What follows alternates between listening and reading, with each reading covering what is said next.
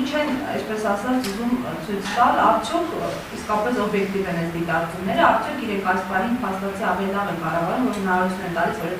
աշխատավարձերը բարձրանան։ Ամեկնարկեմ գործընկերս է կարծում եմ կանդրադառնա, տեսեք, սրանից լավ քաղաքական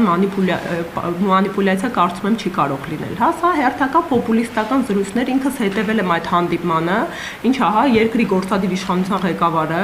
հանդիպում է ՀԵՑ-ի ժամանակավոր պաշտոնակատարի, այն ժամանակավոր պաշտոնակատարին, որի վերաբերյալ միջազգային արբիտրաժային դատարանը, Ստոկհոլմյան դատարանը ապահովել է, հա,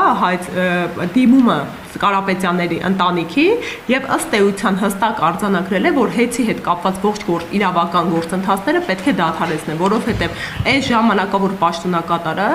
իմ գնահատմամբ ակնհայտ հակասահմանադրական խնդրահարույց օրենքների հիման վրա է նշանակվել։ Մի փոքր նախապատմություն ու շարունակենք, ինչ տեղի ունեցավ։